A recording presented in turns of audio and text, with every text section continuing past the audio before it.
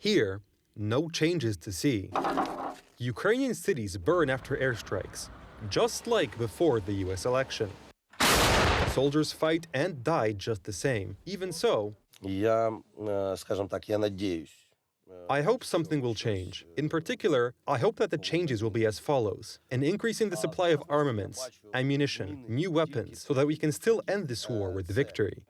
This request is addressed to this very man. He bears the brunt of this pressure. As the leader of the strongest power in the free world, he has the tools to influence the course of Ukrainian history, and much more.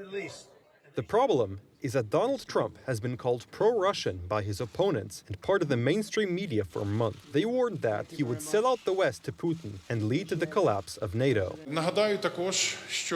President Zelensky was one of the first world leaders to have the opportunity to speak with President-elect Trump on the phone. It was a good and frank conversation, during which they exchanged thoughts on further cooperation. This is the first rebuke of alleged pro-Russianism. The second are the first appointments to Donald Trump's administration.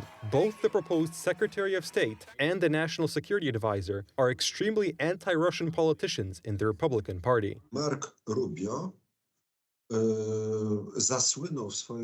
Marco Rubio has made a name for himself in his political career as a strong opponent of the United States leaving NATO, and has even led all sorts of legislative efforts to make it more difficult for any president to leave NATO in the future. And Michael Waltz, on the other hand, is known for opposing the withdrawal of US troops from Afghanistan. Trump, even without such a background, has a clear plan for Ukraine. The key is supposed to be diplomacy. He keeps arguing that negotiations are the only way out. According to US media, he has already spoken to Putin and warned the Russians against further escalation of the conflict. According to experts, Republicans will want to start negotiations, but not on Russian terms. Moreover, they are ready to take a completely different path if Putin does not agree to concessions. Firstly, it will be the case that all that has already been sent will be able to be used without restrictions. And secondly, it is very possible that, in addition, all sorts of technologies will be provided that will allow for the destruction of systems inside Russia. And this alone makes the narrative of Trump's pro-Russianism sound absurd on its face, especially since the Kremlin denies any talks with the president-elect.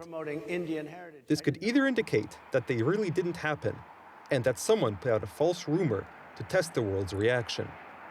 It could also indicate, if it did take place, that it went very badly, and therefore Moscow prefers to deny it rather than talk about the details.